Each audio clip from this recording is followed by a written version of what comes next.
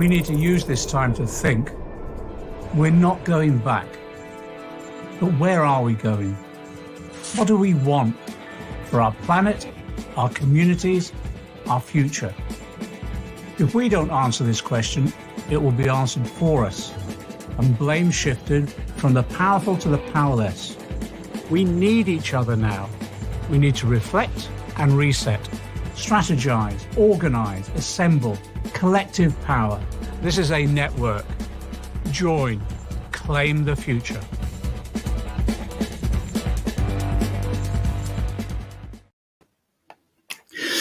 Hi, it's John McDonnell, the MP for Hayes and Harlington. Thanks for coming along this evening. I've been hosting meetings like this under the auspices of the project Claim the Future for the last 12 months. I have to say I've seen that video more times than I can think. We could do with a new video actually, but anyway, let me just explain the background to these discussions. We brought together a group of thinkers, policy experts, policy researchers, with a think tanks, with a range of campaigners at the beginning of the pandemic. And it was a discussion about the issues that were facing our community then as a result of the pandemic and after 11 years of austerity, but then also not just how do we address the immediate issues, but also how do we plan for the future. And I always use that analogy when Johnson was trying to wrap this sort of image of Churchill and the Second World War around him. We try to contest that and say, actually, the lesson from the Second World War is actually in the darkest period, progressives and socialists came together to talk about the future, what to talk and dream and plan, what sort of society that they wanted to create. And they looked back on the 1930s and said, never again. And that's exactly what we're saying with regard to the 11 years of austerity that we've endured. But then also to say, as we come through this pandemic, what sort of society do we want? And what lessons have we learned over the recent period? And also what lessons has the pandemic taught us? One of the key things that's come up after basically bringing together all the different policy experts, setting up a range of panels, talking to individual campaigns and think tanks, producing policy paper after policy paper around the issues that we faced and also what the future policies could be. One theme that came out of it basically is that, you know, we recognize in our society that actually we do care for one another. The pandemic has demonstrated that people do care for one another, but also has demonstrated that we need one another. And it is through collective action, exactly the same as after the Second World War when they created the welfare state. It's through collective action that we need to work now in terms of creating the sort of society that we want. And so we had different panels on literally on every policy topic under the sun you could think of. We produced a whole series of papers. And if you're interested, go to the Claim the Future website, just Google it and go on the website and have a look at some of those papers and see what you think.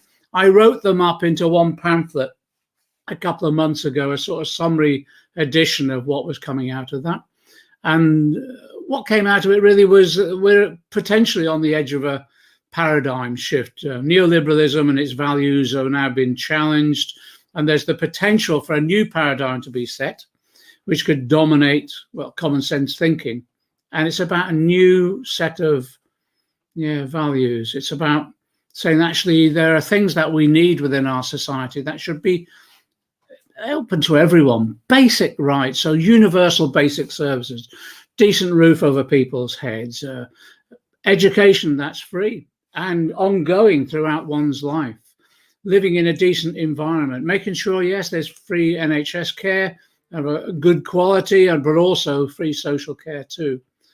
All of those things that really brought people together in terms of understanding that actually the state has a role to play in doing that. So the arguments against a small state are actually saying we need the state in all its forms at national, regional and local level to bring people together to deliver these universal basic services.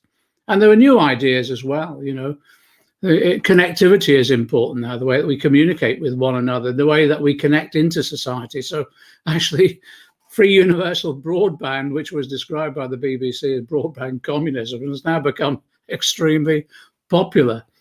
In addition to that, what came out of the discussions as well is that there's a real and renewed sense of community. So universal basic services, the role of the state, of course, the role of community, but also something a bit more fundamental, which is actually how we value people and how we value things. So no longer just accepting the market value of someone or the market value of something, but actually recognizing the social value, what they contribute. And what better example of that is the people who work in the NHS and social care, unrecognized in terms of the way that they've been paid, but now recognizing the real true value that they provide us and how essential it is. And then the final point that's come out of the discussions really has been, we've moved from one crisis in the pandemic and we're now facing the next, and it's an existential crisis of climate change.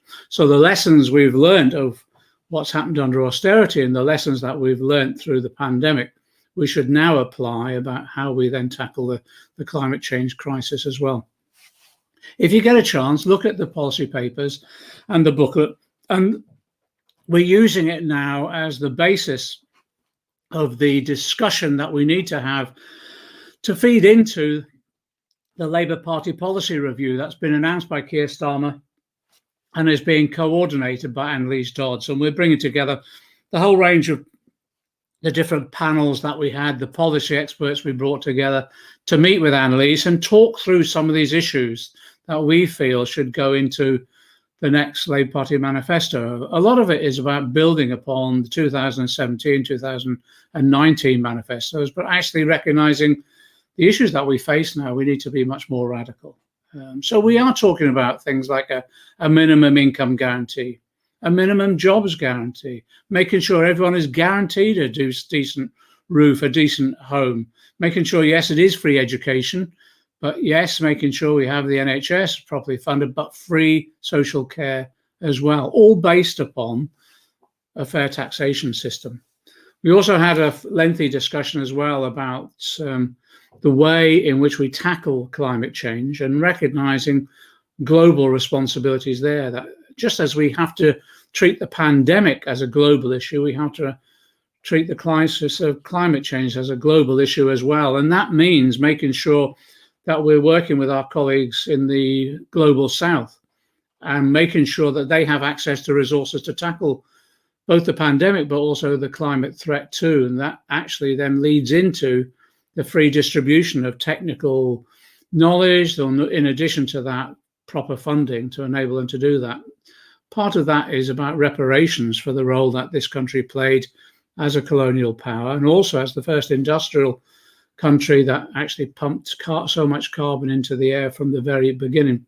All of those discussions we've had, and we're hoping, as I say, we can feed that into the policy review the Labour Party is undertaking now. But more importantly, we felt the idea was to link up the ideas with the individual campaigns. All of our campaigns had that knowledge base to work from, and we've nourished our ideas from the campaigning and nourished the campaigns with the development of more detailed research as well. But then in addition to that, where there was a campaign that really was needed, whether we could bring people together around that. And one of the issues we've been working on is the problems of debt as a result of the pandemic and as a result of 11 years of austerity, and look at examples of what's happened elsewhere. So, for example, we've been linking up with the Debt Collective in America that came out of the Occupy movement, where they're challenging the debt that people are facing and ensuring the victories in some instances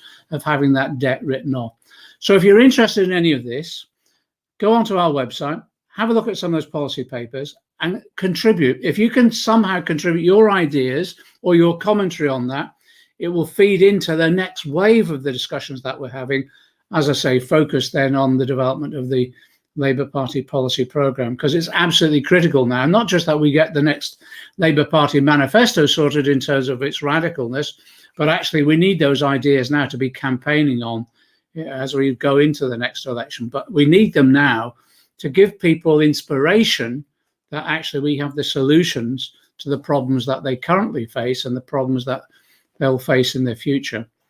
It's been quite exciting to have those discussions, but what's also been, it's been quite interesting to realise the sort of depth of resources that we've got in the wider labour and trade union and progressive movements, and also that the new generation that's coming through that are developing their ideas but then taking action from them, you know, and that whether that's you know, the Black Lives Matter movement, whether it's the new Renters Union and Acorn and other groups like that campaigning for housing, decent housing, or whether it's actually as well this new wave of trade union activists, the IWGB and other unions, and also the traditional unions now that are actually quite remarkably reinventing themselves in terms of activity on the ground. So I'm optimistic at the moment with this new wave of engagement based upon the depth of ideas and creativity that we have in our movement.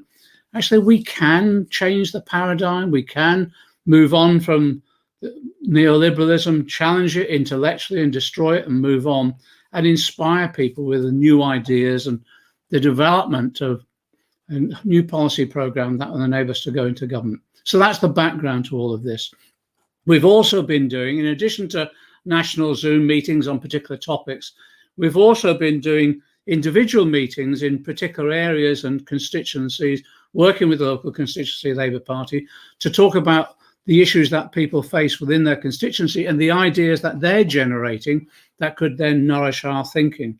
So the reason for holding this meeting is really to listen to what's going on in Kensington and then see how we can feed back some of those ideas into the discussions that we're having in the development of the policy programme that, as I say, we wish to promote in the future. So that's enough from me. Let me just set out the agenda for tonight. David Kear is going to talk to us about the key issues facing this constituency, Kensington. Okay. We've then got Belle Ribeiro-Addy, who's one of our new MPs that came into Parliament brilliantly at the last election, and actually is just breath of fresh air. She's superb. She's been doing a lot of work in terms of COVID and the impact upon the BAME community. So we've asked her to come along and talk about that because it's a key issue, well, right the way across London, but in Kensington in particular as well. And then we've got my friend Dent, Coad, who, do you know, I really miss in Parliament. She's one of the best MPs that happened when she was elected in 2017, and she was just brilliant. And she's going to talk about the inequalities in planning and housing. And again, hopefully the development of some of those ideas will feed into the discussions that we're having within the party, but then also when she gets re-elected, the policies that she'll be able to pursue as the MP for the area once again. Okay, let's kick off then with David, and David's going to talk through, as I say, the key issues facing Kensington. David, over to you. Thanks very much, John. Hello, comrades. Hello, friends. Some context and then some issues. First of all, since the 2020 leadership election, the party has been undergoing a crisis driven by the current leadership under Keir Starmer and David Evans. Being under new management, as it's called, has been challenging for many of our members who were persuaded by Starmer's 10 pledges that core elements of the Corbyn project will be delivered by an electable leader. For those of us who voted for Rebecca Long-Bailey, our fears were confirmed by Starmer.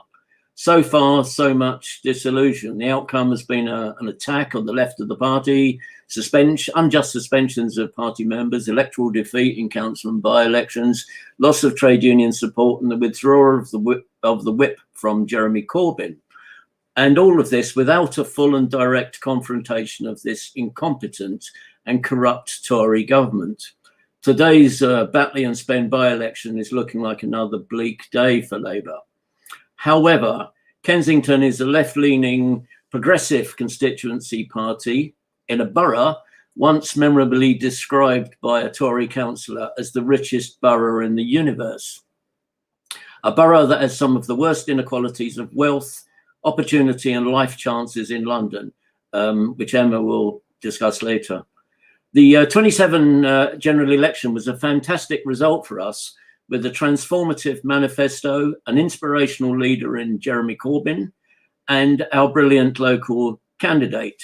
And for once, campaigning was a real pleasure. The election was immediately followed by the appalling tragedy of Grenfell, which fully exposed the institutional indifference and corporate negligence of the Tory council and its treatment of North Kensington communities. This was an attitude evident for decades before. The 2019 general election was a bitter experience. We ran a superb campaign with, once again, a great candidate, which was hijacked by Liberal Democrat lies and propaganda over Brexit, with a former Tory minister as their candidate. In spite of this, we only lost by 150 votes, and we will win next time. So regardless of the direction of the National Party, we have much to do locally as a party, and this is our focus. On campaigning, we have 3 target wards in the south of the borough, in Holland Park, Earls Court, and Chelsea Riverside, in addition to the 5 held wards in North Kensington, where we have councillors already. These are the wards where we will campaign for the 2022 local elections. And we must campaign to get socialist councillors elected in these 3 wards. We now have closer links with comrades in neighbouring constituency parties in Hammersmith and Fulham and Chelsea and Fulham, which gives us a much larger campaigning activist base. We must use a creative approach to engage our members for them to become actively involved. This event that we are in now, Claim the Future, is supported by the Rosa Luxemburg Stiftung, which has actually provided some of us with some great training for involving members for them to become engaged as activists. Another key task for us is to campaign for the re-election of Emma Dent Coad in 2024, and we'll probably be helped by the proposed boundary changes. In Kensington, we collectively produced a brilliant manifesto for the 2018 elections, which will be a great basis going forward for the 22 local elections. Priorities, well, there are many, but housing, safe and secure homes, socially affordable rents, renters' rights, these are key to our priorities. A community-led Grenfell recovery, demanding from the council the involvement of local residents in all decisions for local housing, health and social care provision. Fundamentally, a cleaner and greener borough in terms of air quality. We have one of the most polluted boroughs in London, with major roads running right through it. This will involve transport and construction policies. In terms of local elections, as a minority party in a Tory council, our councillors have to work much harder to defend and advance the interests of the diverse communities Labour represents and seeks to represent. And we need more outspoken socialist voices to take the fight to the Tories. Outside the immediacy of local party politics, the Starmer leadership has terminated the community organising unit, which was extremely effective in many areas of the country in linking parties to local issues and campaigns. With the triple pressure of COVID, climate change, austerity, and pressure on and the resulting pressure on our communities in Kensington, we must campaign and work with trade unions, tenants' unions, anti-racist groups, and local campaigns.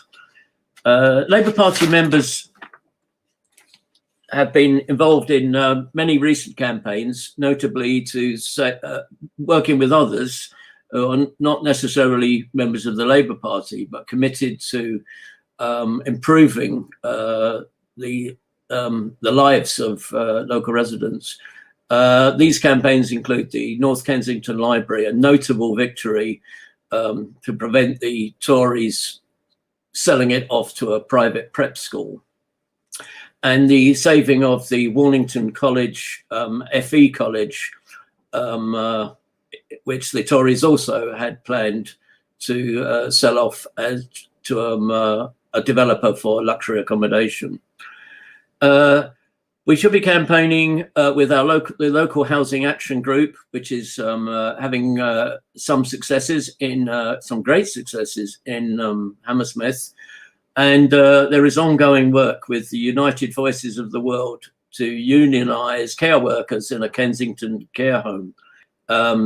Has to be said that the reputation of care homes in Kensington is appalling, and it's a stain on any sense of decency.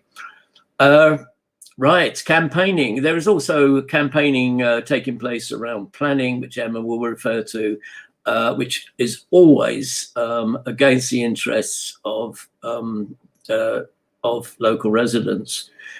Campaigning for the 2022 elections starts this month, so stand by, comrades. The fight is on. We'll be getting going as soon as this meeting ends. Thank you.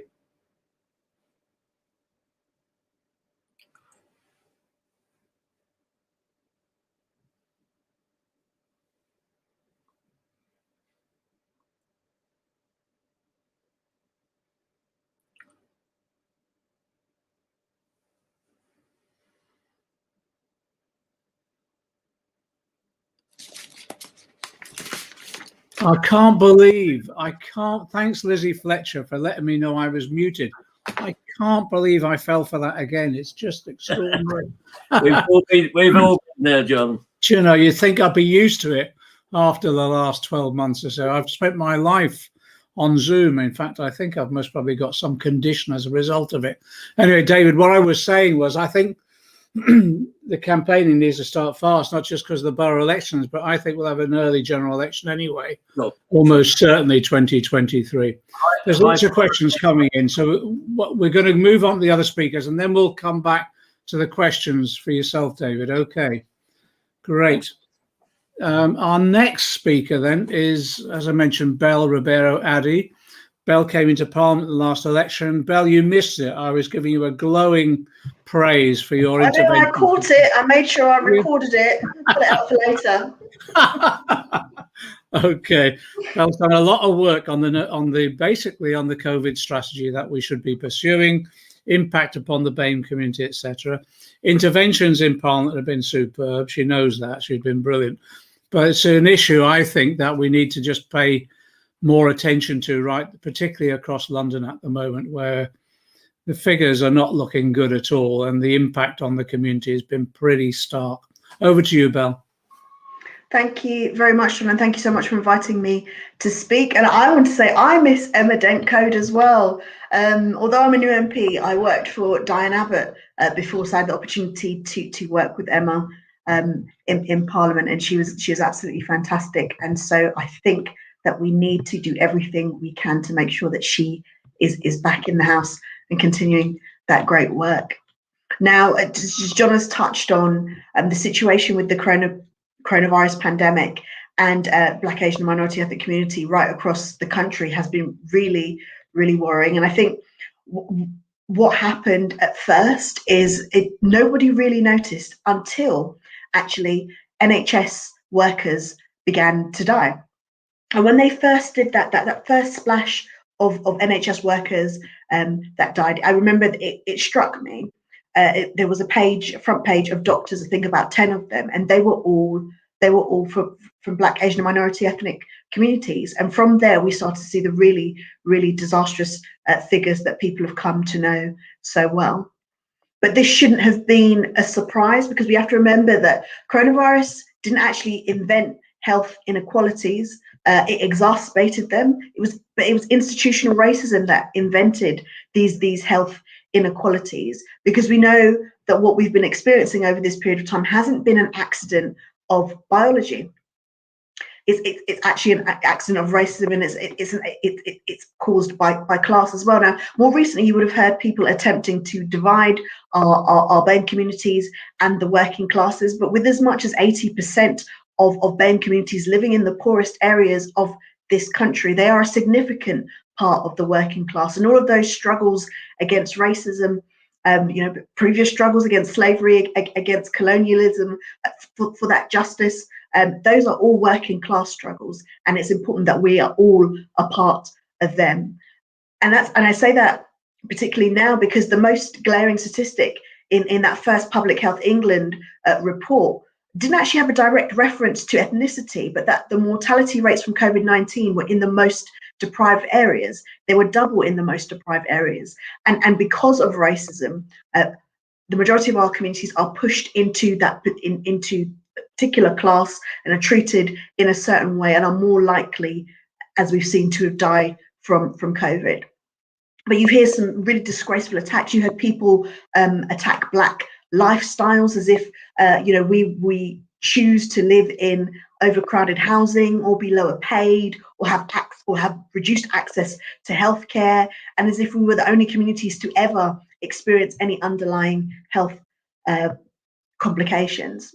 So whilst all of the evidence pointed to structural inequality, the government instead went ahead and ordered reviews into some very random things, and they repeatedly delayed and deprioritized the immediate need of BAME communities. And they wonder why. And obviously, I know it was a time when the George Floyd's murder, that protest struck up. We have to look at it in the context of what was happening at the time. They wonder why, when you package all of that together, that people were shouting that Black Lives Matter, because clearly to this government they did not. Now, we saw how it affected Black workers, how the pandemic affected Black workers overall. A situation where if you had no recourse to public funds, you were under an immense amount of pressure if you were asked to self-isolate, and the inadequate financial packages that the government provided overall. And then we look at how unsafely some BAME workers were particularly put in some really disgraceful situations when it came to work. And I'm thinking about Belly Majinga and that situation, and how she had an underlying health condition. She had reported her supervisor for racism and was sent to work in a dangerous situation without correct PPE. And there were people right across the country, and particularly reports of BAME people being put in very dangerous situations when it came to the coronavirus. And in Belly Majinga's case, it cost her life. And we've moved on to a situation where we're looking at poor vaccine take-up in certain communities. And that there's been a cycle of blame, saying why are BAME communities not wanting to take the vaccine? Why is all of this happening? Why is that happening? And I think to myself, far too often people have been quite reductionist in their arguments about why there's certain issues within BAME communities. But given the history of institutional racism in this country, it should come as no surprise that stories and conspiracy theories are able to spread a lot faster, and there's likely to be a lot more mistrust between our communities and the state.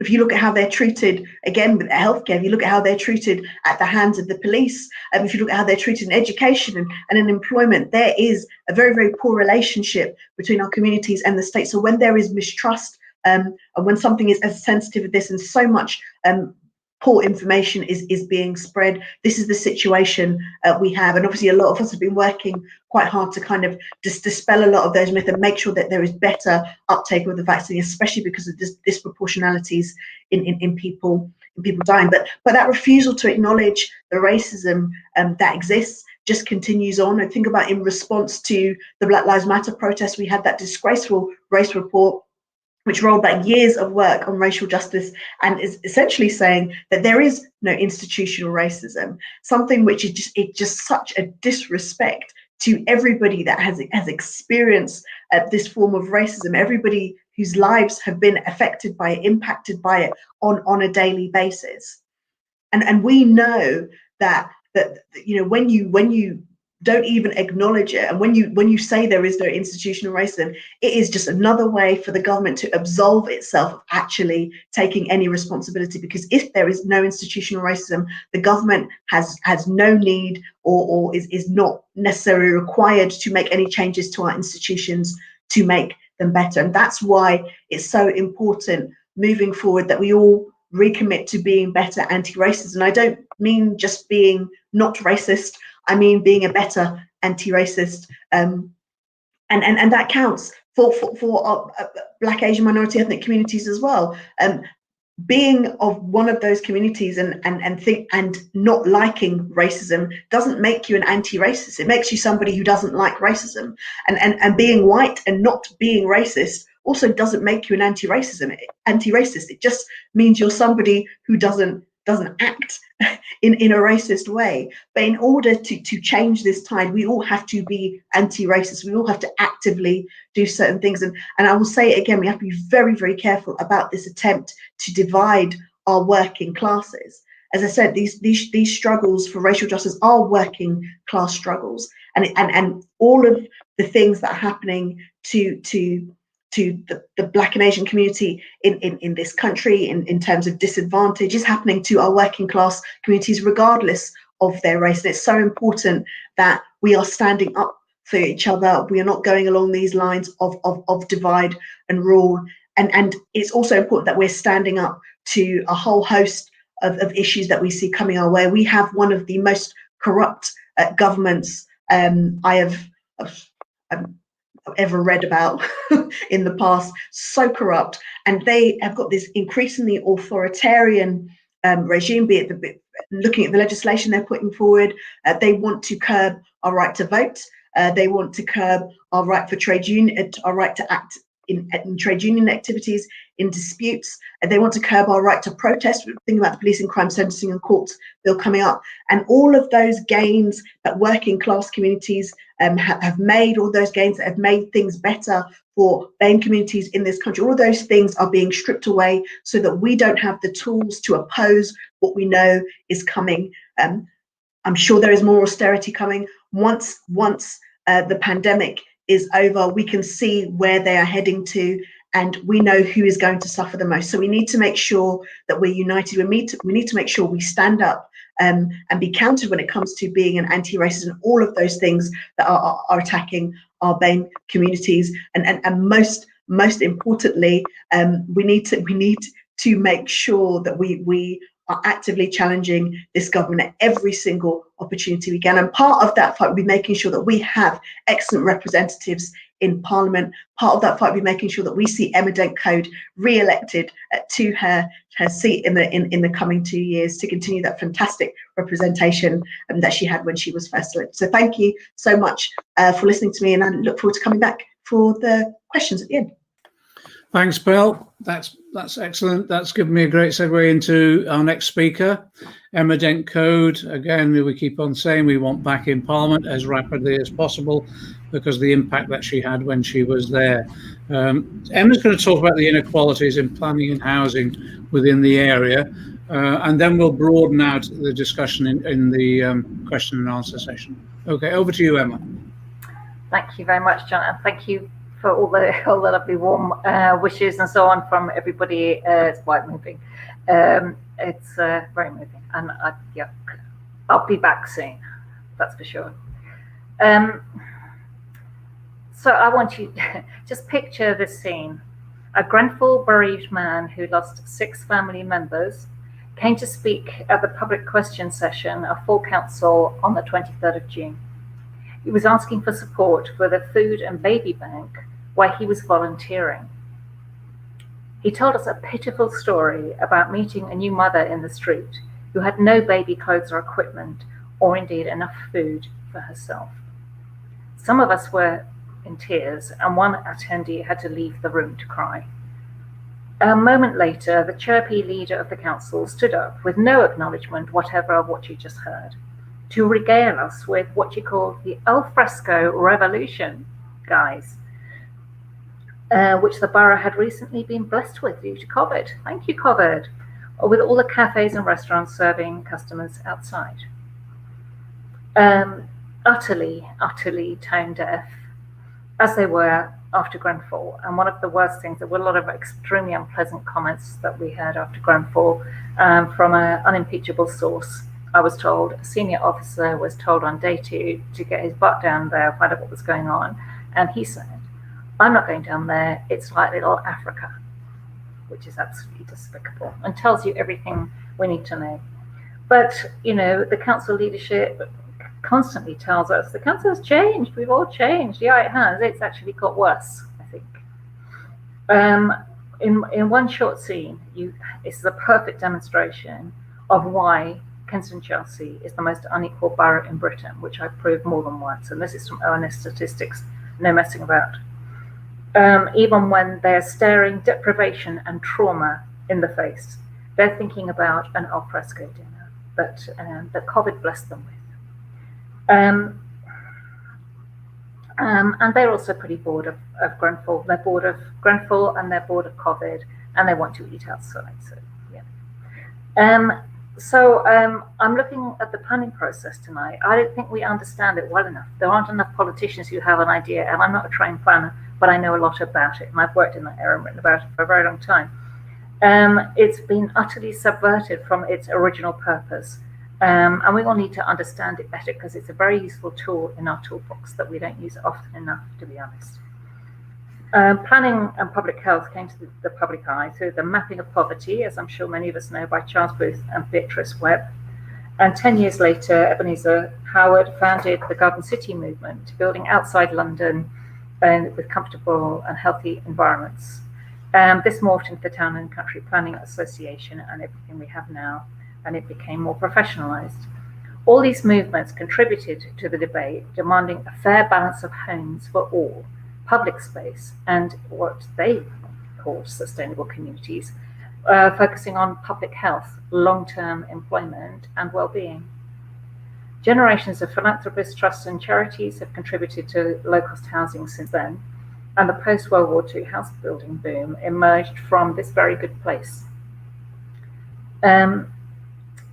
Building codependent communities that socialised together and looked after each other. Some produced excellence and some not. But stability in housing tenure, affordability, and of course the low unemployment at the time gave a very solid foundation for people of all incomes, not only our wealthy neighbours, and that is good planning. As we know, the planning process has been taken over by the imperative of developer profits in the grip of right-wing political ideology. The needs of those of us who are the nuts and bolts of society, without whom we cannot function, have once again been elbowed aside. The results of this over the years have been poor housing, contributing to poor health and subsequent pressure on the NHS, deregulation, leading to very poor construction standards, the shocking pictures of disrepair we've seen on ITV reports recently, which are no surprise to many local councillors, to be honest, and of course the Grenfell Tower fire. In RBKC, they have somehow avoided building sufficient social housing for years, and some years they built none at all. But they have always managed to find money to buy flats outside the borough to put temporary accommodation, to move people out, temporary permanent accommodation. There's always money for that. They're planning on I think it would be in total £60 million to move people out. I think we know what we're calling that. In Kensington Chelsea, since the time when they built none at all, there's an unseemly scrabble to build against social targets, and along with a complete disconnect with any kind of progressive social agenda. That's all been left behind. So who needs primary schools? Who needs primary care? Who needs elderly care? Who needs good public transport? We've got cars. We want mixed communities, which they call them, and we know what that means. We're addressing the balance the wrong way, maybe. Pack them in, watch the profits roll in. Intimate or intermediate or key worker homes could be charged up to 80% of the market rate.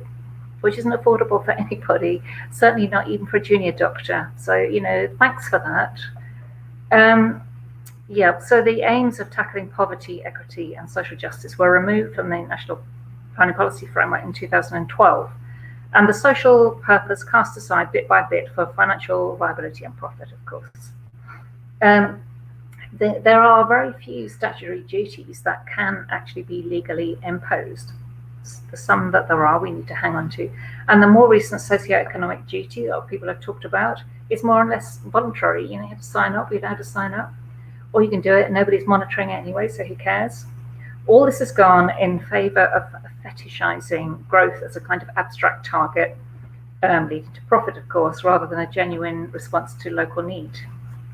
In Kensington and Chelsea, over the years, we've seen how they tackle out poverty, not by any kind of social support, but by displacing low-income households outside the borough. So the meaning of the word regeneration, which should be positive, is completely debased. They regenerate areas, not people. And our very venal and incompetent government is now reforming planning laws to create even more of a developer's charter, where local input or consultation will be pretty much neutered. But this is very scary. The planning reforms are appalling, and we need to understand them better. So, COVID notwithstanding, in the midst of all this, the council is targeting a well-known site for development. It's in my ward.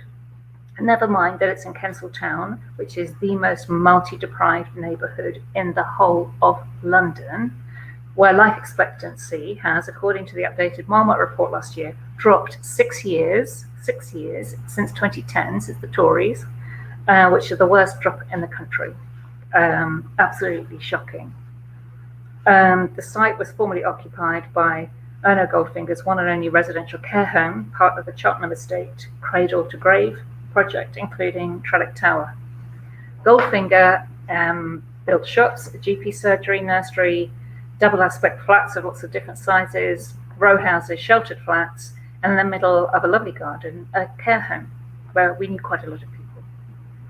After very cursory consultation, this was about 2009, and quite abominable treatment of some of the care home residents, 2 of whom died of starvation, they flattened the care home and put a temporary coach park on the site. 12 years later, after various failed attempts to develop housing on it, the council has come back with some funding from the Mayor of London, woo!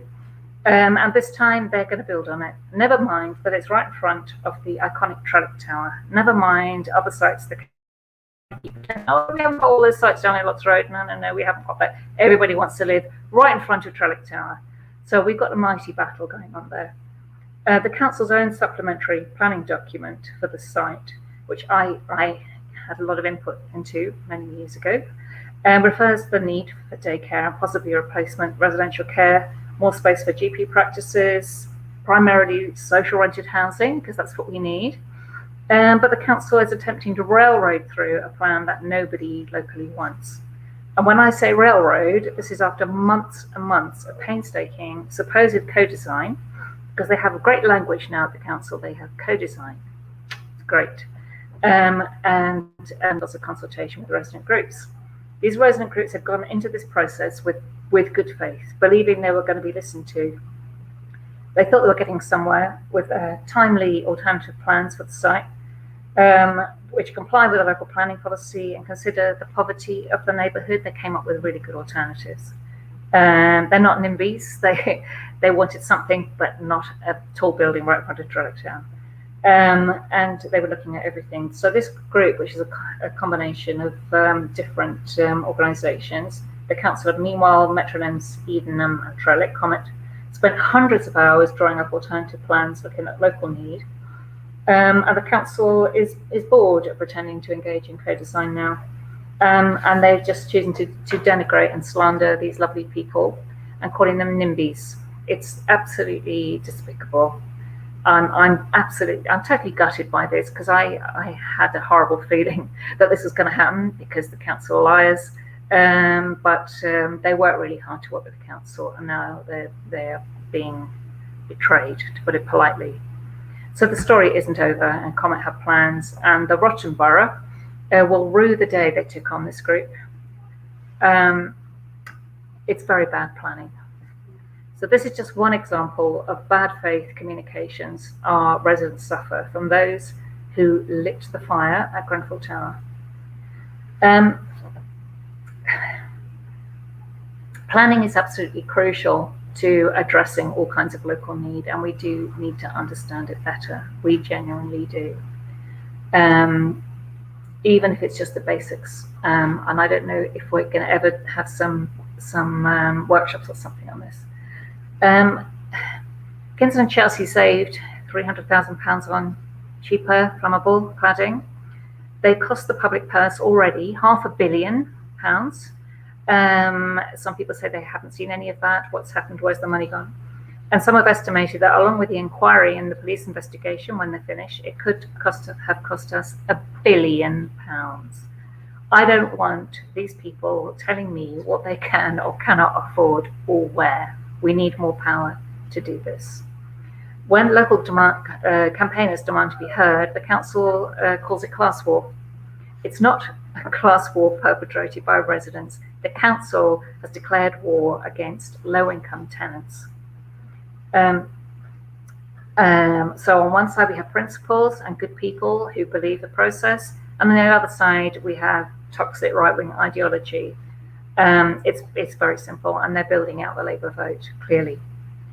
Rather than just describing all this and recycling our fury and frustration, which we do a lot of, we have to look forward and escape this campaign of abuse against low-income families in our communities in all ways, as we know, with welfare reform and planning reform and everything else. And planning, as I said before, is a useful tool. And it also incorporates climate change and all those other things that we really, really need to tackle, and they've just conveniently forgotten about all that as well. I think if we can fix it in Kensington Chelsea, in the Rotten Borough, we can fix it anywhere. So I've got a few headlines we could have a think about, maybe talk about afterwards. So, for us working here in this council who are liars, and I do this quite a lot, we dig behind their very, very expensive PR and deal with the facts, be accurate and disseminate them widely. And I have done quite a lot of that with reports. They hate my reports. I even reference them. It's so annoying. I expose their lies and falsehoods and where they breach their own policies. And we shout it out loud because they do breach their own policies. And we disseminate it as wide as possible. I think we all need to work with organisations and professions of repute where they listen. If we don't understand something, you go and ask your mate who's an architect or a fire safety engineer or whatever it is. Listen to them and bring that into the debate. Ask for briefings. We need to be better informed. Lobby, lobby, lobby. Never, ever give up. And find allies wherever you can. You'd be surprised where I have allies, actually.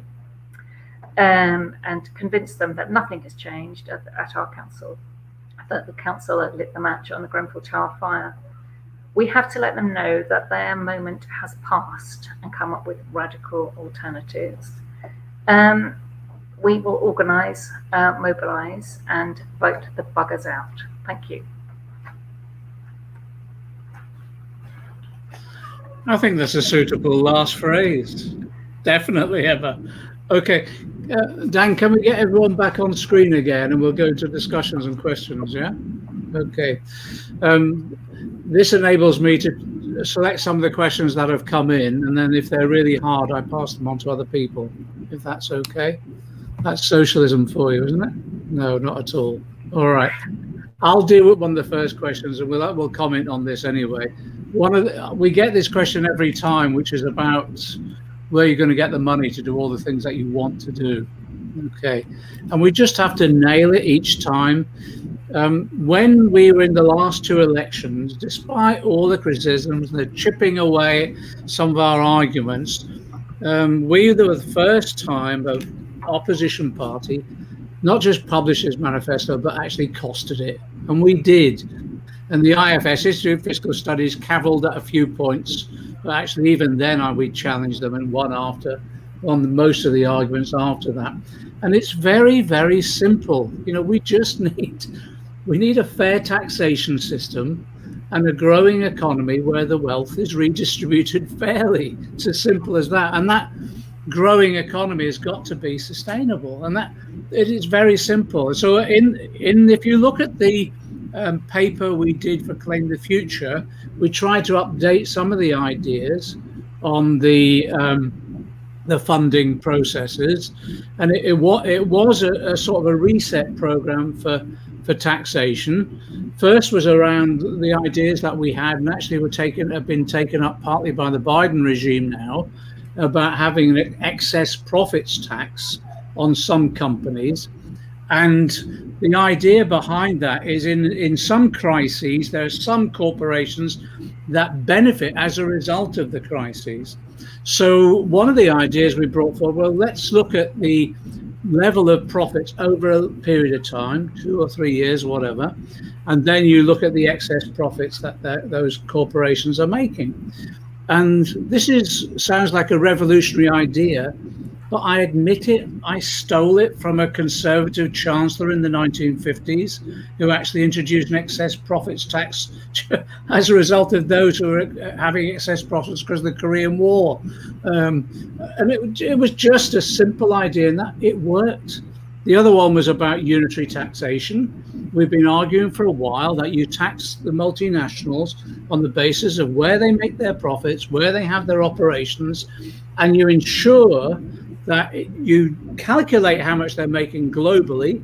Then you do a percentage based upon the sales and employment within a particular country. And it's not rocket science.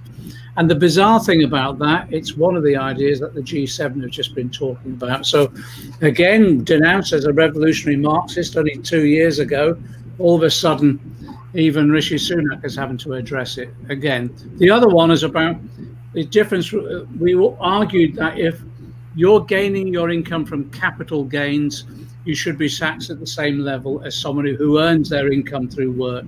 And it's not, again, it's nothing untoward, it's just fairly basic principle.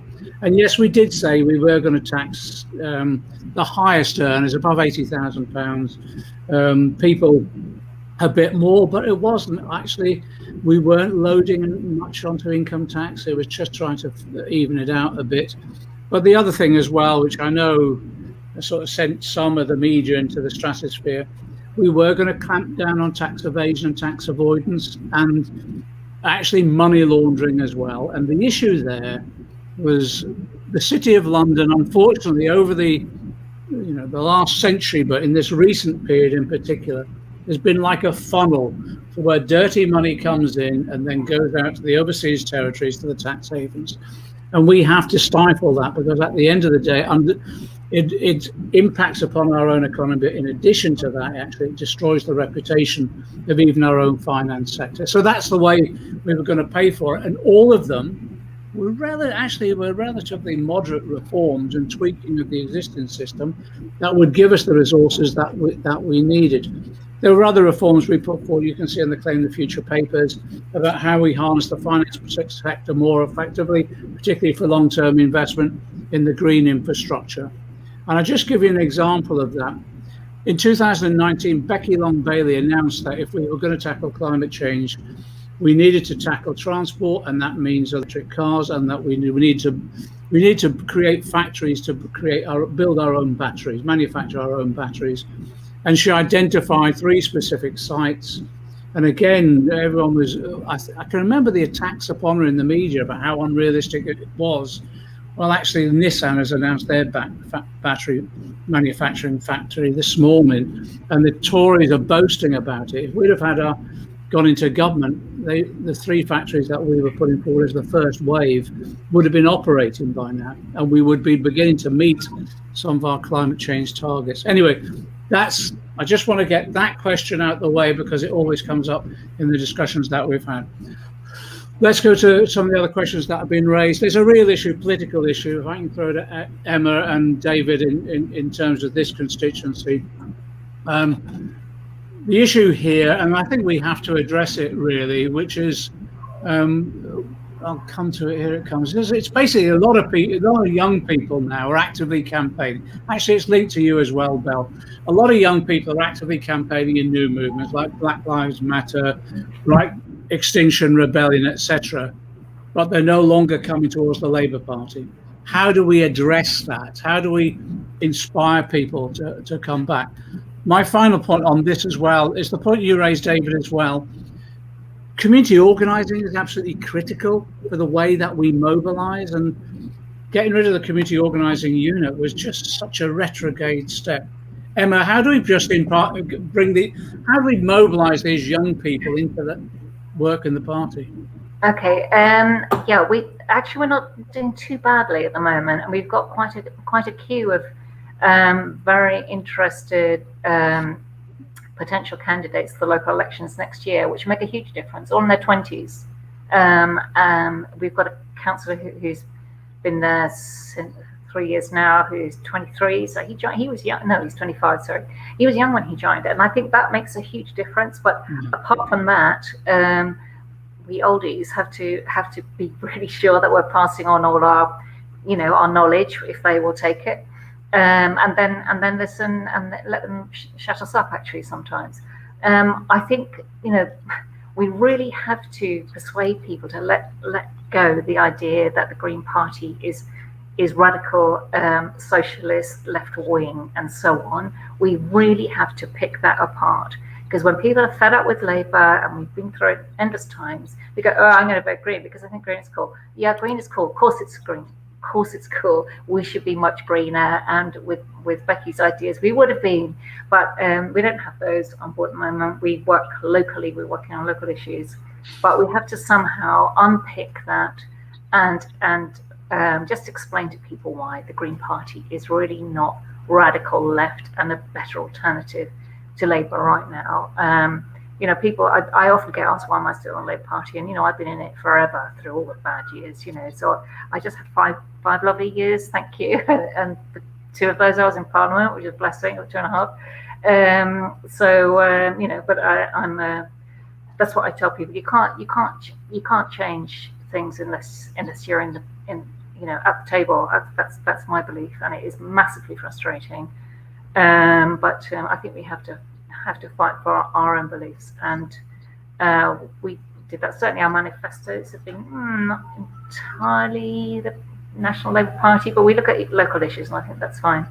I think all of those things are important, and if the National Labour Party aren't tackling them, we certainly will locally, as David will support me on that, I know, because we work together on manifestos. He's genius. David, you've just been described as a genius. You better sort this question out then.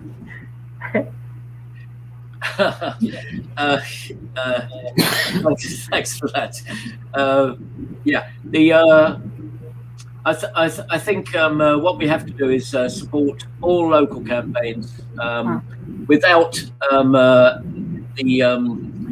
attempting to take them over or to run them or manage them, and to work with all local campaigns, whatever form they take. I think, there are some really excellent local campaigns already in progress. In Hammersmith, there is a very effective housing action group, which is being driven by the local Momentum group. You don't have to be a member of Momentum. You just need to share the values that decent homes and safe and secure housing is a right for everybody, to work with a group like that. Emma's just referred to the battle that's about to commence over Edenham Way, which is at the foot of Trellick Tower, which will combine a large number of disparate groups.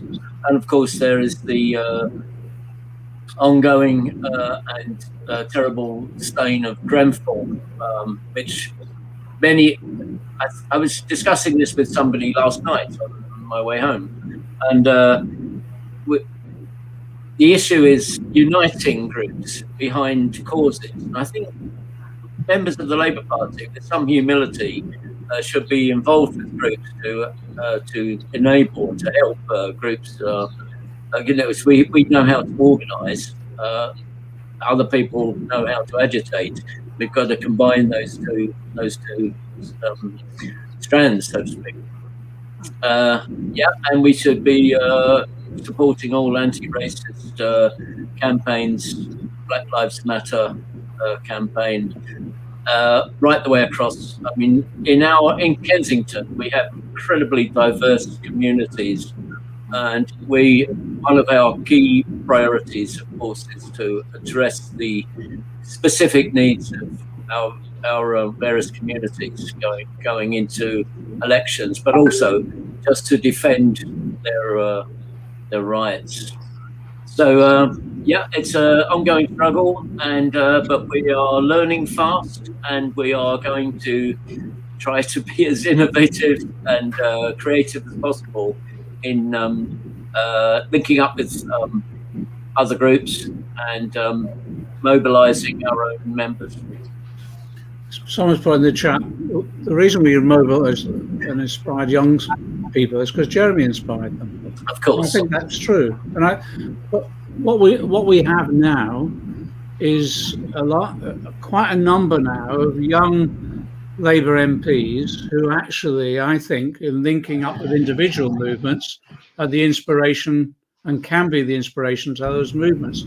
But importantly, and this is why I'm coming on to you, Belle, importantly, they become the bridge between that movement and actually the politics that we need, both in terms of the Labour Party, but also in terms of political engagement. Because let's talk about the police and crime bill that's coming up on Monday.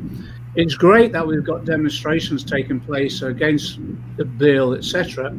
But when it comes down to it, part of that fight is going to be on the floor of the House of Commons on Monday. Now, we might not win all the votes in the Commons, but we'll then have a look at how we then can move that into the Lords and have a dogged fight right through the parliamentary system. Just talk us through what's happening on Monday. Some of the amendments you put down, for example, for Monday. So what we've started with, sorry, I can't get the sun right. I've been trying to move things around. What we started with is looking at our reasoned amendment. So when the bill was first put down, Socialist Campaign Group of MPs, very proud of them. They're great. John's one of them. And we led a reasoned amendment. Actually, all of the other smaller parties, a cross-party amendment, to have the bill thrown out for a range of reasons, because of its attack on the right to protest, because of its attack on Gypsy, Roma, traveller communities, and all of the things that you would have heard about with the bill. So these amendments focus on that. We are seeking to completely take out all of the bad parts where we can. And what we've also done is, this bill is meant to be about policing. And too often particularly when the Conservatives pass policing legislation, it's all about what the police should be doing to the community, what the community should expect from the police. And I think that's wrong. We're meant to be in a proud tradition of policing by consent. So some of the key amendments we've got are having the worst parts on protest removed, having the part about encampments which directly attacks the Gypsy Roma travellers' way of life removed, but then putting back in a duty for the government to look at how they police black communities, a duty for officials, the police and all officials that deal with Gypsy Roma traveller communities, to look at hate crimes against them. So often they're being attacked and no one's thinking about the fact that so many hate crimes are committed against the Gypsy Roma traveller community, not investigated, and because people don't take the time to understand their way of life, they're discriminated against. So we've done that on a number of different fronts, and we've also looked at the issue of secure academies, which is essentially the biggest expansion of youth prisons, calling them schools, that we've ever seen. Looking up more young people, as far as I'm concerned, is not the way forward. So those were our amendments hope to do, and it's really important talking about why young people were inspired by Jeremy and inspired to get involved in the Labour Party. It's because at the time Jeremy was the leader, what we were doing in Parliament was linking up directly with the movements outside of Parliament. We listened to what our campaigns said, and that's the difference between having campaigning MPs and careerist MPs. When you've got campaigning MPs, they're involved in those movements. I think it's a shame when you see a situation where our elected representatives are not, and members of our party are not centrally involved in the local campaigns that happen. And David's absolutely right. It's not about us being the lead in them. It's about us being centrally involved and taking their message into Parliament. That's what we're meant to do. We're meant to bridge that gap. The Labour Party has been born out of our trade unions, born out of our activist struggles, and it has to continue in that. And I've been so disappointed to hear more recently, anytime we want to do something, oh, we can't do that because the Tories will hammer us. When did we start making policy based on what the Tories would say about it? It's absolute disgrace. So we need to end that. And I think young people will be more inspired if what we did in Parliament reflected what they were fighting for outside, and what they're often protesting about on the green outside of Parliament. Yeah, someone's just put in the chat. Absolutely agree, and I agree. The issue around the police bill is, of course, we want to defeat it. Of course, we want to kill the bill. But with the Tory majority that we've got, if we can slug it out with them line by line, amendment by amendment, the way that you're doing it. The thing about Belle that people need to know, she worked for Diane before, so she knows how Parliament works, like actually better than a lot of MPs have been around their yonks. So she's become, first of all, on the voting, she was voting for us by proxy when we were working from home and stuff like that. So she was carrying around 20 or 30 votes. You were a block vote, Belle, weren't you, at one point? I was once referred to as the deputy to the other whip, and I was like, well, no. And then in addition to that, she's the amendment writer, drafter par excellence, or the work she does. Emma, I just want to come to you on this question that's come up. It's about community wealth building and the Preston model and Claire's and the work that we've been doing over the years on that. How relevant do you think it is in terms of Kensington? Well, we need to do that. Obviously, I have an ongoing battle about with the council. They think if they want to get more people into business, to young people out of unemployment, they think they should set up as entrepreneurs. And my battle, and I call it cupcakes. It's a cupcake war. I've got nothing against cupcakes actually, but what they've done is set people up Portobello Market with little stalls doing things. You know what? Bless them, and bless them really 100 times. They all lose all their money. I don't know. I think there was maybe one who did okay for a while. Got lots of press, but he didn't make any money either. But it's my cupcake battle. On the flip side of that, we've got some incredible organisations who are out and about, who are amazing voluntary organisations, which of course are absolutely essential, because the council hangs on to its money to spend on projects. Even now, they're still wasting money on vanity projects of all kinds, things that just aren't needed at this time, post-COVID, post-Grenfell, climate crisis, etc. They're spending money on the fun stuff, and it's lovely to have museums, beautiful museums, and so on, owned by the council. But we shouldn't be wasting our money on that. But the voluntary sector is absolutely extraordinary, and I think if anything like that is to emerge, and I'm not aware of anything like that actually at the moment. But if it did emerge in good faith, it would come from some of those groups. I think we need a lot of that, and it is relevant. It's always relevant. If people want to set up in business and work together for local benefit and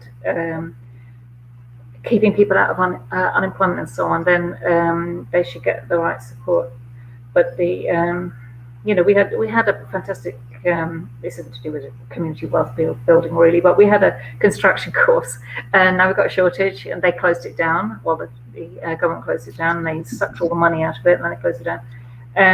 So we have lots of kids with nothing to do who are getting up to all sorts, and a huge shortage of construction workers, skilled construction workers, and all of those things should be working together, and they're not, because in this borough, as so many, there's no strategic thought about that. They just will tell people off, go and set up a market stall and do fancy hats and t-shirts and whatever, or cupcakes. It's not actually something which really benefits people, like filling a gap like that. There's a good jobs, if people want to work in constructions or other skilled manual work of that kind, there's a real need for it. It could be a decent career path, and it's better than flipping burgers, Yeah. But that doesn't happen, and I think that's a huge shame.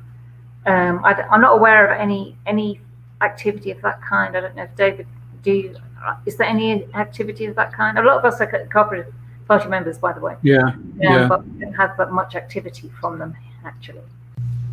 It's where Labour is in control in local authorities across the country. They see it as an alternative of using the resources that they've got of themselves and their anchor institutions, developing a local economic plan. But the issue for you is not being in control. You've now got I don't know how you describe, belligerent, I suppose, local authority that almost doesn't like its own community. It's quite a bizarre situation. No, they really do. They have really contempt do. for their own community, don't they? It's quite extraordinary.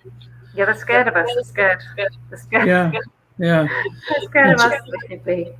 Yeah, one of the key areas in the future is obviously the development of local democracy in all its different forms.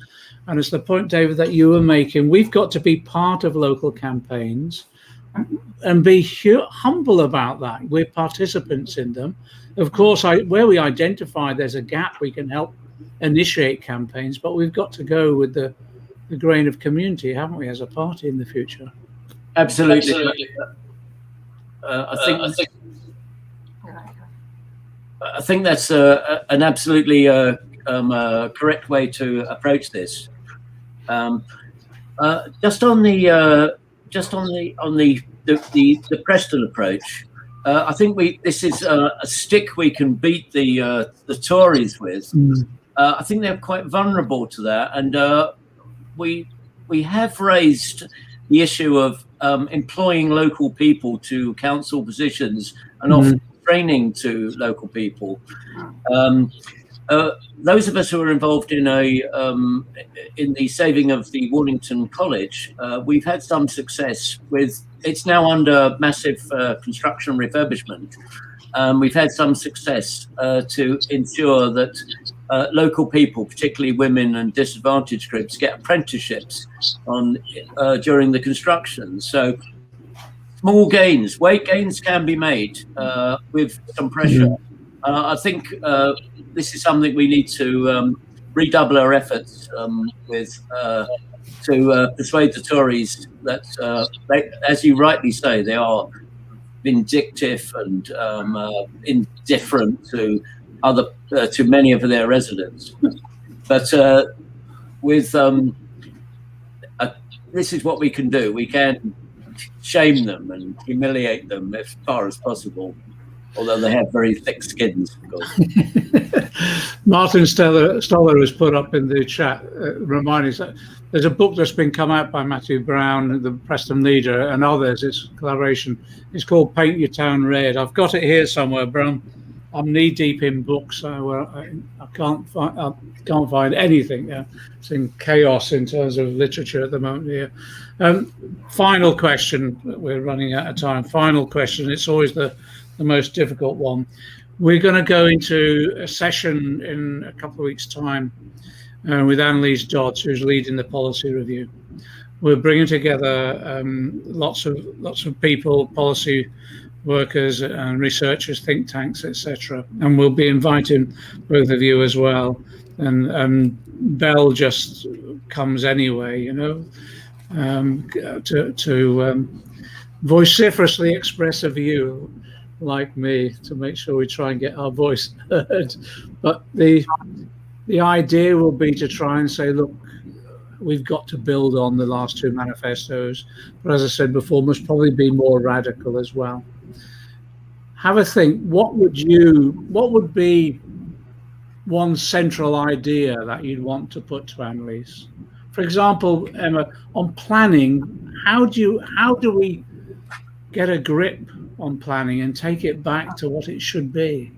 Yeah, that's exactly what I was going to say, because I don't think people really understand how intrinsic it is to our everyday lives, and how important it is. And you can't just throw up this, buildings warehousing people, they're nasty inside. They're just, they can be very nasty, whereas the properties that people have been moved out of and have been demolished have lovely space standards and light and all of those things, and just the effect on even if the new ones don't leak, which fingers crossed they won't, but we've had a lot of problems with that with new properties falling apart within a year. Awful. Aside from actually building construction better, I'm not going to say the other little Tory phrase, thank you. But I think, we do need to reclaim planning policy and put back all those other things, because it was an instrument of social change. That's how it was set up. Planning, the whole planning process was an instrument of social change, and it was aimed at having a good balance of communities where everybody could thrive in a home decent for themselves, near jobs, near shops, and all of those things. That is good planning. And as I said, not only that there is a lack of expertise, as we know, in Parliament, definitely, but we need to, I think, get the message out to the populace that this is about everyday stuff. And if your bus stop is too far away, and you're, whatever it may be, all these little everyday annoyances, that's down to bad planning, and we need to get that right. And we need to have people working closer to their homes, and everything should be near each other. All the things that make everyday life bearable for older people, younger people, people with kids, people without kids, just getting through their everyday life, come from a planning process. And we have to understand that, and you can make it work so much better if you do it right the first time. Yeah, community planning is critical. In the chat, Lizzie has said, when Jeremy was leader, you used to invite all the campaign groups to input into your policies. Is anyone invited this time? Lizzie, just on the Claim the Future exercise, in every policy area, we've built in the campaigning organisations alongside the sort of policy experts. So that's, by all means, just seriously contact us on any ideas that you've got through the website. David, give us one example of what you think should go into the next policy discussions. A charter of renters' rights with fair rent controls. The iniquity of the situation that private renters have in London and elsewhere is just absolutely disgraceful. And free social care for all. Yeah, both existing policies from the last manifestos, but actually we got some resistance on rent controls initially, and it was quite remarkable. But then we convinced people, absolutely convinced people, how essential it was. And I just think everything that we need to pose has got to be posed as common sense solutions, and that's what they were, And it's interesting the debate that's gone on now around housing. Well, Emma fed into it all the way so when we're in Parliament, but housing has become such a key issue now. On social care, we published our policies and they were costed and we would have had the National Care Service and the National Social Care Service operating by now. The DPAC and other Disabled People Against the Cuts have remoulded that policy into a national care, social care and independence policy. So it's not just about traditional social care, it's making sure people live independent lives. And I thought that was an incredibly immense breakthrough, really. Belle, just give us one idea that you think we need to throw into this. Well, I think looking generally, everything on housing is absolutely key, because if you have a safe home to live in, clean and everything, it affects everything from your health. But also just looking generally at poverty. Poverty is a completely artificial state. We have enough in this country for everybody. So thinking of ideas like my colleague Ian Byrne, another one of the new MPs, has put forward the Right to Food campaign. This pandemic has just shown, and because of the economic situation, so many more people going to food banks. So much food already goes to waste. More generally, but the fact that in a country, 6th largest economy in the world, there are people going hungry, absolute disgrace. It shouldn't be that case. Absolutely key. Absolutely. We've got 23 in Kensington and Chelsea, and our Tories say they're marvellous. In Kensington and Chelsea? 23 food banks. And the Tories, when we berate them with it, they say, isn't it marvellous? People are so lovely. But Why have we got so many hungry people? It's, you know, and this is, I just showed you like the little scenario I gave you at the beginning of my speech. Of somebody finding a woman, she had nothing to, she couldn't afford nappies, clothes, anything for her tiny baby, premature baby, and she had no food for herself either. And they go, oh yes, let's talk about fresco dining now. You know, it's just unthinkable, but we have to keep on and on and on because they have plenty of Achilles heels actually. And the food thing is just unthinkable. And the solutions are there. We've got the solutions. I've been contacted by a group. I don't know if they're bona fide. I think they're okay. I don't think there's some weird Masonic group or something called Millionaires for Humanity, and it's a global movement. And their slogan is "Tax us," and they want to be taxed on their assets, 1% for their assets. And this is multimillionaires, 10 million over, and they want to be taxed on their assets for 1%. And that's the thing. And they worked out exactly that many of them are economists, and they've worked out where that money would go and what they could fix. And at the moment, they're contributing their nominal 1% to the global vaccination program. It's called COVAX. That's what they're doing. But they seem okay. So there's money there. You just need good people, and you need to poke them and get the humanity, squeeze some humanity out of them. I think the time is right. The time has come as well. The experience of 11 years of austerity, the experience of the pandemic. In some respects, actually, our defeat in 2019 has gave them depressed people initially, but now people are looking back and thinking what we could have had. And so now that engenders the debate about the radical solutions. We've gone on longer than we should. I'm terrible at chairing something. I get carried away with interesting discussions from yourselves. Thanks, the three of you, for participating in that. Thanks for people coming along and listening as well. The sun has now moved from Southwark to Hayes. It's now in my face now. So anyway, thanks everyone. Thanks for coming along. All the best. Thank you. Bye. Thank you.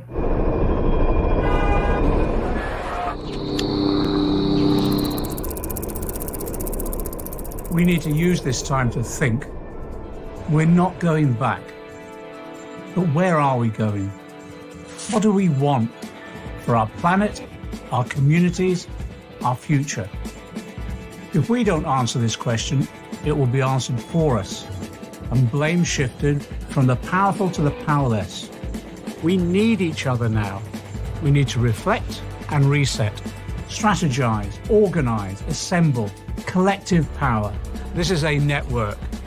Join, claim the future.